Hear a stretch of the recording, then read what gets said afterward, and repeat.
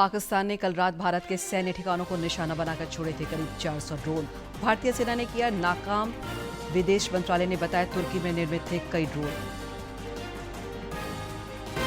रक्षा मंत्री राजनाथ सिंह ने सीडीएस और तीनों सेना प्रमुखों तथा गृह मंत्री अमित शाह ने बीएसएफ और सीआईएसएफ के डीजी के साथ की बैठक। राज्यों को मिली आपातकालीन शक्ति। केंद्र सरकार ने की अफवाहों पर ध्यान नहीं देने की अपील। प्रोपेगेंडा में माहिर पाकिस्तान भारत के खिलाफ फैला रहा है दुष्प्रचार। देश में खाद्यान्न, फ्यूल और एलपीजी की कमी नहीं। और राजधानी रांची में महिलाओं ने सिंदूर खेलाकर आतंकवाद के खिलाफ भारत के सशस्त्र बलों के पराक्रम पर जताया गर्व। कहा, आतंकवाद का खात्मा जरूरी।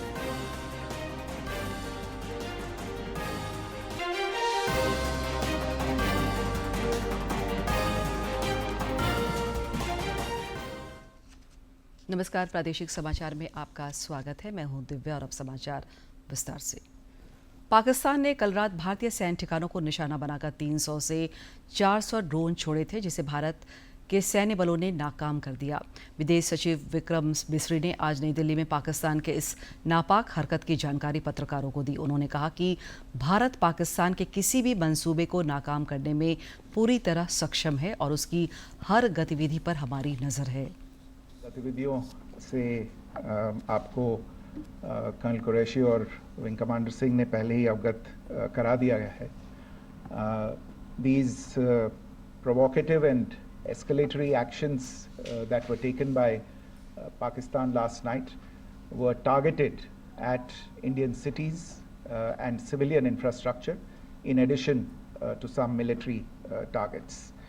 The Indian Armed Forces responded proportionately, adequately and responsibly. ये जो हमले हुए कल रात को भारतीय सैन्य इकाइयों ने पर्याप्त रूप से और एक जिम्मेदाराना रुख अपनाते हुए इन हरकतों का उत्तर दिया। प्रेस वार्ता में मौजूद कर्नल सोफिया कुरैशी और विंग कमांडर व्योमिका सिंह ने खुलासा किया कि पाकिस्तान द्वारा कल इस्तेमाल किए गए ड्रोनों में कई ड्रोन तुर्की में निर्मित थे। उन्होंने यह भी बताया कि पाकिस्तान नागरिक विमानों को ढाल के रूप में इस्तेमाल कर रहा है। पाकिस्तान की कल की कार्रवाई में भारतीय वायुसेना ने अपनी प्रतिक्रिया में काफी संयम दिखाया। पाकिस्तान का गैर जिम्मेदाराना व्यवहार फिर से सामने आया। 7 मई 2025 को रात 8:30 बजे एक असफल अकारण ड्रोन और मिसाइल हमला करने के बावजूद पाकिस्तान ने अपना नागरिक हवाई क्षेत्र बंद नहीं किया। पाकिस्तान अपने नागरिक विमानों को ढाल के रूप में इस्तेमाल कर रहा है, जबकि उसे अच्छी तरह से पता है कि भारत पर उसके हमले से हवाई रक्षा की तीव्र प्रतिक्रिया होगी। यह भारत और पाकिस्तान के बीच अंतर्राष्ट्रीय सीमा के पास उड़ान भरने वाले अंतर्राष्ट्रीय उड़ानों सहित नागरिक विमानों के लिए सुरक्षित नहीं है। भारतीय वायुसेना ने अपनी प्रतिक्रिया में काफी संयम दिखाया और इस प्रकार अंतर्राष्ट्रीय नागरिक विमान सेवा की सुरक्षा सुनिश्चित की।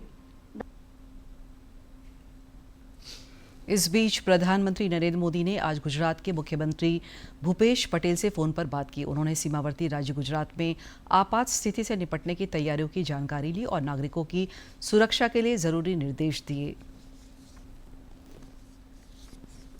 प्रधानमंत्री नरेंद्र मोदी ने गुजरात के मुख्यमंत्री से बात की है। सीमावर्ती राज्य गुजरात की तैयारियों की जानकारी ली है। प्रधानमंत्री नरेंद्र मोदी ने बात की है गुजरात के मुख्यमंत्री से और जानकारी ली है। सुरक्षा को लेकर के पीएम ने जरूरी दिशा निर्देश।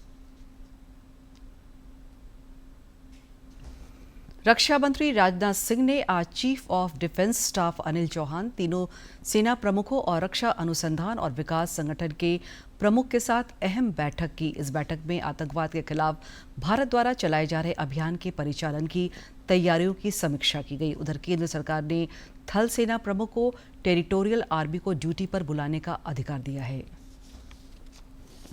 मंत्री राजनाथ सिंह की बैठक सीडीएस और डीआरडीओ चीफ के साथ मुलाकात करते हुए ये दृश्य आपको बता रहे हैं। रक्षा मंत्रालय में ये बेहद ही अहम बैठक सेना प्रमुखों के साथ रक्षा मंत्री राजनाथ सिंह ने बैठक की। डीआरडीओ प्रमुख से भी मिले, डीआरडीओ चीफ से मिले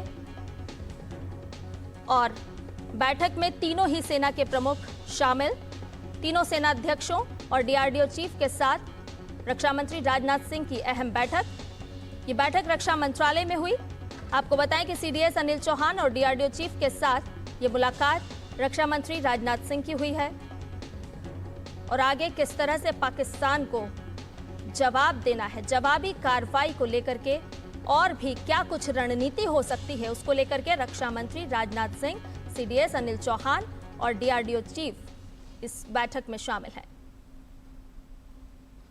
केंद्रीय गृह मंत्री अमित शाह ने आज सीमा सुरक्षा बल, केंद्रीय औद्योगिक सुरक्षा बल और नागरिक उड्डयन सुरक्षा ब्यूरो के महानिदेशकों के साथ बैठक की। इस बैठक में आपात स्थिति में देश की आंतरिक सुरक्षा व्यवस्था की गहन समीक्षा की गई। इस दौरान केंद्रीय गृह मंत्री ने कई आवश्यक दिशा निर्देश भी दिए। इस बीच केंद्रीय गृह मंत्रालय ने सभी राज्य सरकारों के मुख्य सचिवों को पत्र लिखा है, जिसमें नागरिक सुरक्षा से जुड़ी किसी भी खरीद के लिए छूट दी गई है। पत्र में कहा गया है कि राज्य नागरिक सुरक्षा के लिए अपनी आपात शक्तियों का इस्तेमाल कर सकते हैं। केंद्रीय गृह मंत्रालय ने राज्य कर सकते हैं अपनी आपात शक्तियों का इस्तेमाल। सभी राज्यों के मुख्य सचिवों को केंद्रीय गृह मंत्रालय की तरफ से पत्र लिखा गया है। नागरिक सुरक्षा से जुड़ी खरीद पर लागू निर्देश। एमएचए ने आपातकालीन खरीद के लिए यह चिट्ठी लिखी है राज्यों के सचिवों को। राज्य कर सकते हैं अपनी आपातकालीन शक्तियों का इस्तेमाल, खासतौर पर खरीद के लिए। नागरिक सुरक्षा से जुड़ी खरीद जितनी भी सामग्री है उसको लेकर राज्य अपनी शक्तियों का इस्तेमाल कर सकते हैं। गृह मंत्रालय ने इस बारे में सभी राज्यों को पत्र लिखा है। केंद्रीय गृह मंत्रालय ने तो पूरी तैयारी सरकार की, सभी राज्यों के मुख्य सचिवों को पत्र लिखकर इस बारे में जानकारी दी गई है गृह मंत्रालय की तरफ से। एमएचए ने यानी कि केंद्रीय गृह मंत्रालय ने यह पत्र आपातकालीन खरीद के लिए लिखी है। केंद्रीय स्वास्थ्य मंत्री जेपी नड्डा ने आज मंत्रालय के वरिष्ठ अधिकारियों के साथ बैठक कर स्वास्थ्य ढांचे और इमरजेंसी स्थिति के लिए की गई तैयारियों की समीक्षा की। इस बैठक के दौरान स्वास्थ्य मंत्रालय के वरिष्ठ अधिकारियों ने श्री नड्डा को देश में अस्पतालों और स्वास्थ्य सुविधाओं की पूरी जानकारी दी। अधिकारियों ने बताया कि कंट्रोल रूम में निगरानी की पूरी व्यवस्था की गई है। सभी स्वास्थ्य कर्मियों को छुट्टी से वापस बुलाने पर भी बैठक में चर्चा हुई।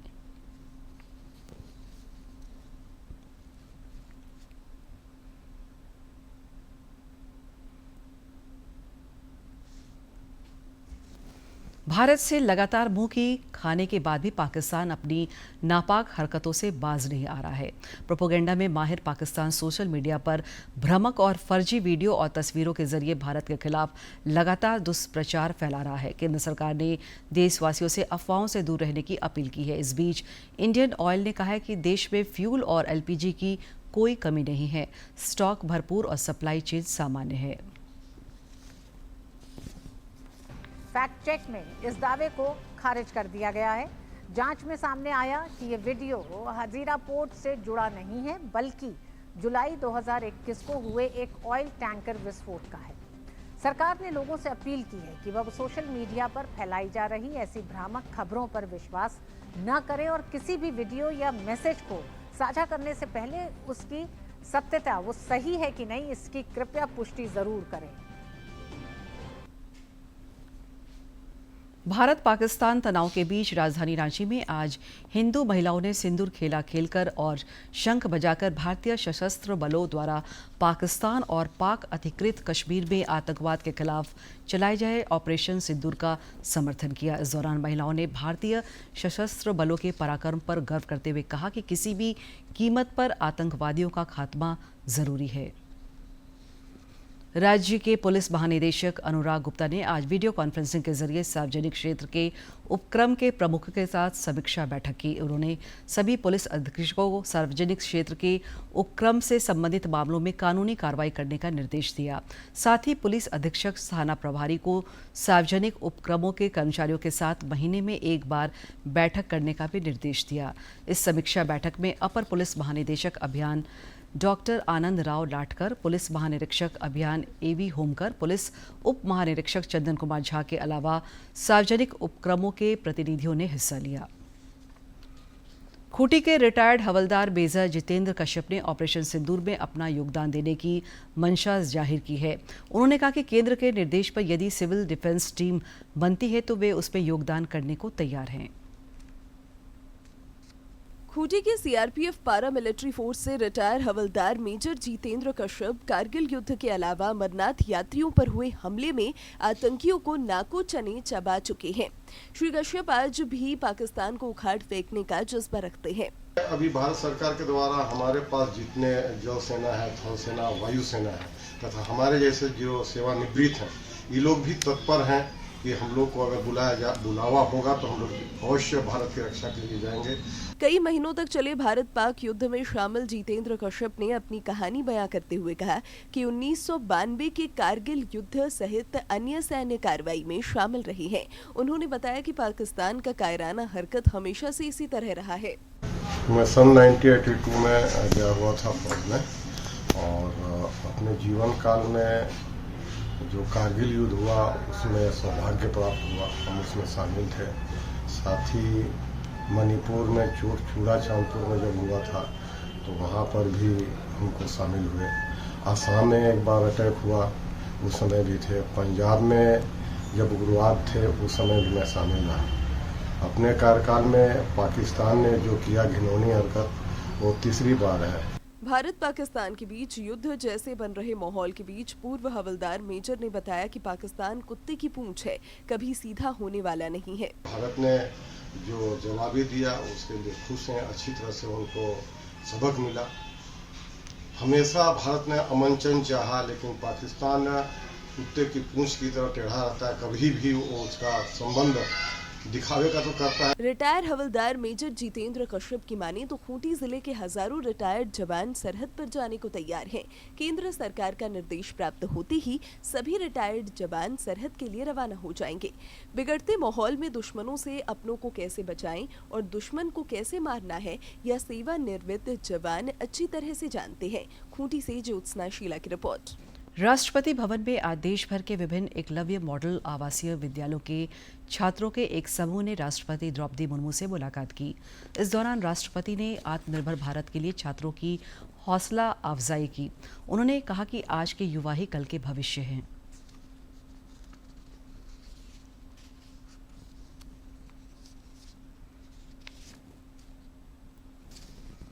रक्षा राज्य मंत्री संजय सेठ ने अपनी रूस यात्रा के दौरान राष्ट्रपति व्लादिमीर पुतिन से मुलाकात की। इस मुलाकात के दौरान दोनों नेताओं के बीच भारत पाक तनाव पर भी चर्चा हुई। श्री सेठ ने रूस के 80वीं विजय दिवस वर्षगांठ के उपलक्ष्य में आयोजित भोज में भारत का प्रतिनिधित्व किया। उन्होंने प्रधानमंत्री नरेंद्र मोदी के नेतृत्व में आतंकवाद के खिलाफ भारत की लड़ाई में रूस के समर्थन के लिए आभार व्यक्त किया।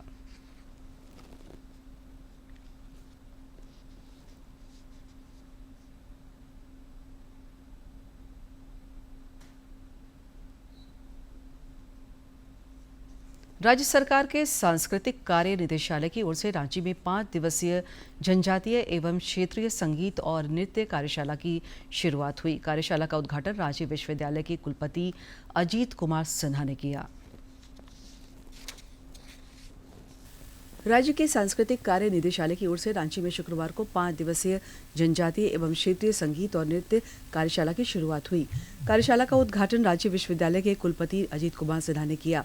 कार्यक्रम की शुरुआत अतिथियों ने अखड़ा की पूजा के साथ किया, जिसके बाद स्थानीय कलाकारों ने गीत संगीत के कई आकर्षक कार्यक्रम प्रस्तुत किए। कुलपति श्री सिन्हा ने कहा कि कार्यशाला का उद्देश्य युवाओं में क्षेत्रीय कला संस्कृति के प्रति रुचि पैदा करना है। नृत्य, संगीत और वादन, जो 3 आइटम है, धीरे धीरे हमारे झारखंड से विलुप्त हो रहा है। उनको हमें कंजर्व करना है, उन्हें हमें बचाना है, उन्हें हमें आगे बढ़ाना है। मौके पर मौजूद जाने माने लोक कलाकार पद्मश्री मुकुंद नायक ने कहा कि क्षेत्रीय कला संस्कृति के संवर्धन के लिए मिलजुल कर प्रयास करने की जरूरत है। सबको अच्छा अखड़ा के संरक्षण एवं संवर्धन अभियान में जुटना होगा, तभी जो नई पीढ़ी जो विमुख हो गई है परंपरागत सामाजिक और शास्त्रीय शैलियों से, वो लोग वापस आएगा। और वापस तभी आएगा जब इस विधा से उनको कोई रोजगार का रास्ता दिखेगा। कार्यक्रम में प्रसिद्ध गीतकार पद्मश्री मधु मंसूरी भी मौजूद थे। उन्होंने कहा कि एक समय था जब समाज के महत्वपूर्ण निर्णय अखड़ा में ही लिए जाते थे। उन्होंने कहा कि अखड़ा संस्कृति को फिर से जीवित करने की जरूरत है।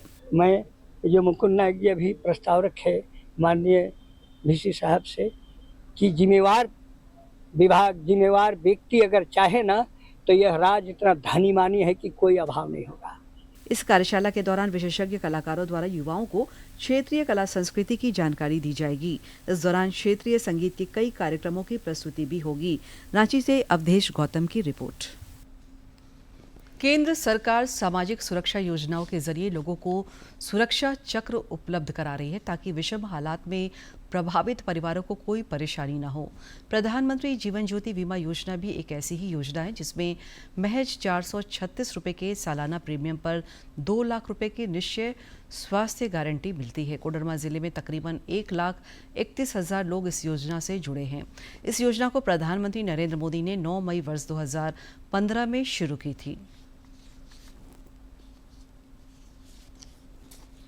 घटना दुर्घटना जिंदगी मौत किसी के बस में नहीं है, यह सभी जानते हैं और कुछ हो जाए तब तो पूरा परिवार अनिश्चितताओं में डूब जाता है।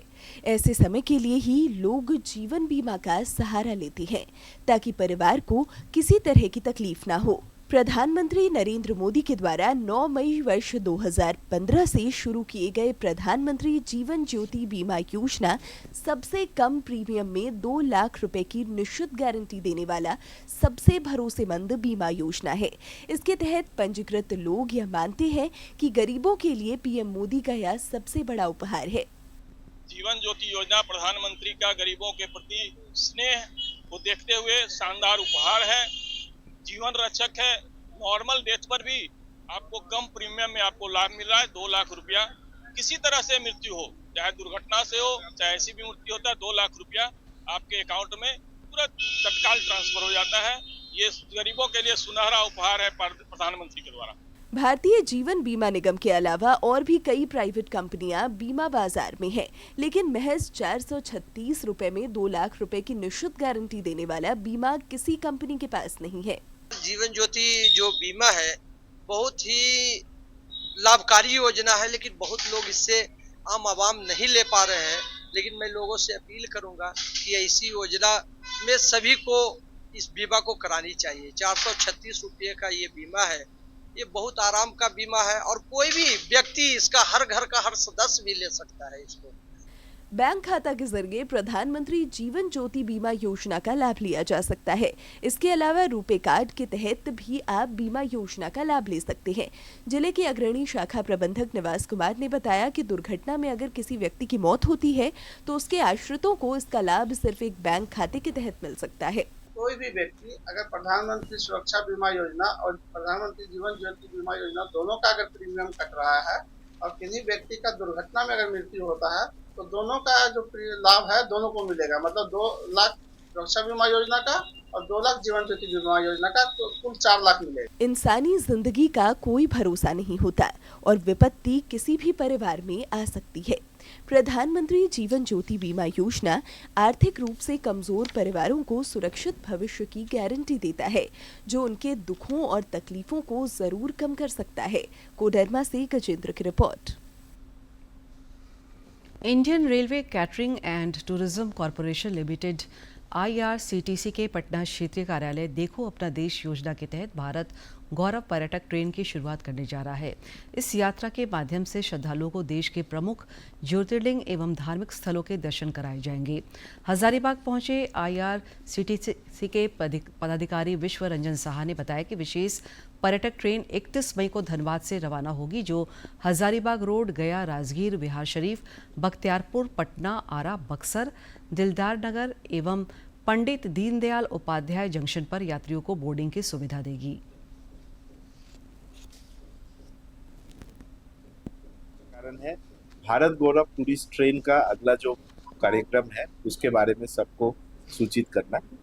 ये 31 मई को धनबाद जंक्शन से ये ट्रेन खुलेगी 7 ज्योतिर्लिंग दर्शन के लिए। ये 3rd AC और स्लीपर क्लास 2 कैटेगरी में अवेलेबल है। इसमें थर्ड एसी का भाड़ा है आपका 39,990 और स्लीपर क्लास में 23,575।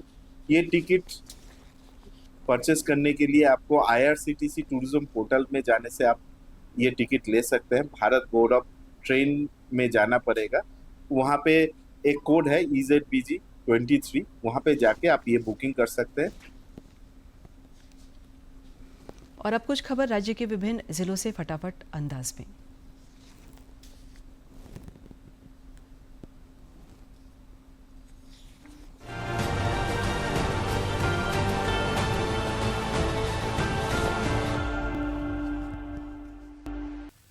गढ़वा के उपायुक्त शेखर जमुआर ने मंडल डैम के डूब क्षेत्र के लोगों के साथ बैठक कर डैम के निर्माण में आ रही समस्याओं पर विस्तृत से चर्चा की। उन्होंने प्रभावित क्षेत्रों के लोगों को सभी सरकारी योजनाओं और सुविधाओं का लाभ दिलाने का भरोसा दिलाया। पाकुड़ के उपायुक्त ने राष्ट्रीय आविष्कार अभियान के तहत सरकारी स्कूलों के कक्षा 6 से 8 के 100 छात्र छात्राओं को शैक्षणिक भ्रमण के लिए रवाना किया।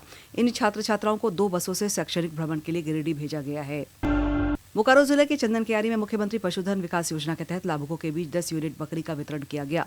उपायुक्त कार्यालय से मिली जानकारी के अनुसार इस योजना के तहत जिले के अन्य प्रखंडों में भी पशुधन का वितरण किया जाएगा। कोडरमा की उपायुक्त मेघा भारद्वाज ने जिला स्तरीय समन्वय समिति की बैठक कर जन कल्याणकारी योजनाओं की समीक्षा की। इस दौरान उन्होंने अधिकारियों को आपसी समन्वय स्थापित करते हुए लंबित कार्यों को पूर्ण करने का निर्देश दिया। उपायुक्त ने अंचल अधिकारियों को 19 नए आंगनबाड़ी केंद्रों के निर्माण की भूमि चिन्हित करने को कहा है। दुमका के उपायुक्त आंजनेयुलु टोड्डे ने मादक पदार्थों की तस्करी और दुरुपयोग को रोकने के लिए जिला नकार्ड समिति के साथ बैठक की। इस बैठक में कुल 33 विषयों पर चर्चा की गई। इस दौरान उपायुक्त ने अधिकारियों को अफीम, ब्राउन शुगर और गांजा की खेती एवं विक्रय पर खास नजर रखने का निर्देश दिया। साहिबगंज के विकास भवन में प्रतिदिन सुबह 9 बजे से शाम 5 बजे तक आधार सेवा केंद्र संचालित किया जा रहा है। उपायुक्त हेमंत सती ने जिले के निवासियों से इस सुविधा का लाभ उठाने की अपील की है। यहाँ प्रतिदिन 100 लोगों के आधार से संबंधित समस्याओं का समाधान किया जा रहा है। देवघर के शिल्पग्राम ऑडिटोरियम में कल चौकीदार नियुक्ति पत्र वितरण के दौरान ब्लड डोनेशन कैंप का आयोजन किया जाएगा।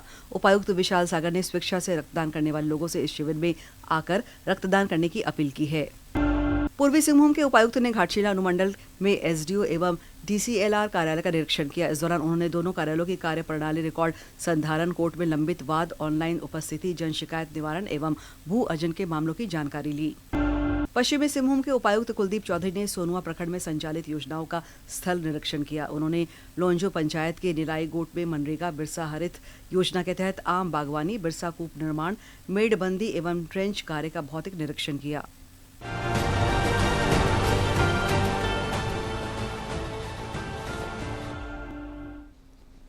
राज्य भर में सूर्य की तपिश से पारा चढ़ा हुआ है। लातेहार को छोड़कर सभी जिलों में अधिकतम तापमान 35 डिग्री सेल्सियस के ऊपर पहुंच चुका है। हालांकि मौसम विभाग ने रांची, गुमला, खूंटी, लोहरदगा और पश्चिम सिंहभूम जिले के कुछ भागों में मध्यम दर्जे की मेघ गर्जना और वज्रपात की संभावना जताई है। इस दौरान इन जिलों में कुछ स्थानों पर 30 से 40 किलोमीटर प्रति घंटा की रफ्तार से तेज हवाएं चल सकती है। भारत पाकिस्तान के बीच बढ़ते तनाव के मद्देनजर BCCI ने बड़ा फैसला लिया है। BCCI ने इस साल के IPL टूर्नामेंट को स्थगित करने का फैसला किया है। बड़ा फैसला लिया है। IPL 2025 को स्थगित कर दिया गया है। जिस तरह के हालात उसको देखते हुए, उसको ध्यान में रखते हुए IPL 2025 को स्थगित करने का फैसला BCCI की तरफ से लिया गया है। ये एक बड़ा फैसला, IPL 2025 को स्थगित किया गया। BCCI ने ये फैसला लिया है। भारत पाकिस्तान तनाव के बीच ये एक बड़ा और कड़ा फैसला लिया गया है। IPL 2025 को स्थगित करने का फैसला BCCI की तरफ से लिया गया। अपने दर्शकों को एक बड़ी खबर से रूबरू करा रहे हैं। IPL 2025 को अब स्थगित कर दिया गया है। BCCI का ये बड़ा फैसला है। और अब एक नजर डालते हैं आज के इतिहास पर।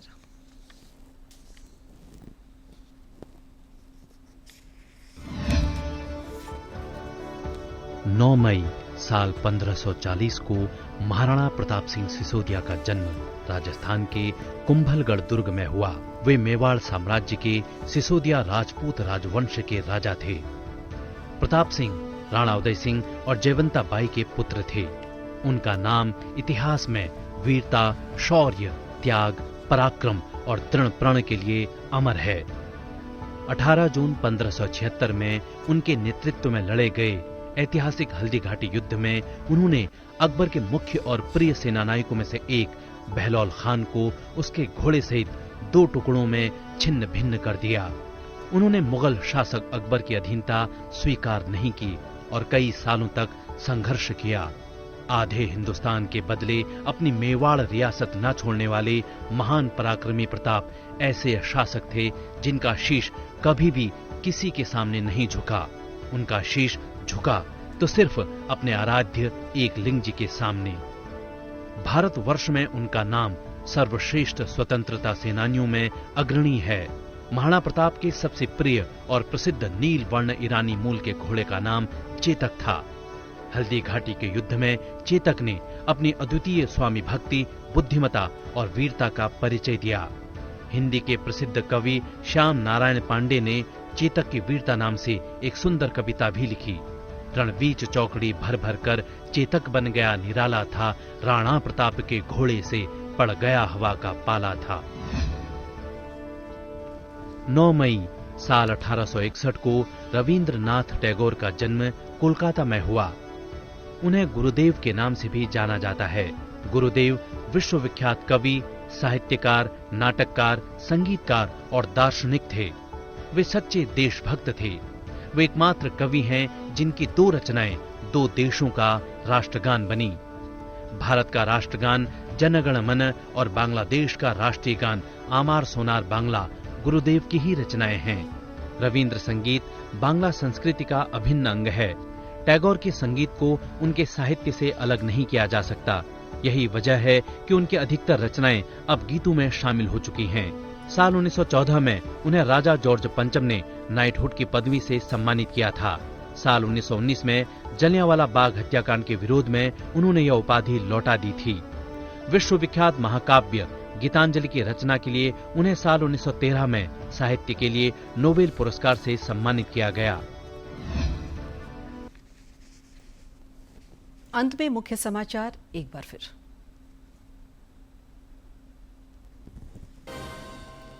पाकिस्तान ने कल रात भारत के सैन्य ठिकानों को निशाना बनाकर छोड़े थे करीब 400 ड्रोन। भारतीय सेना ने किया नाकाम।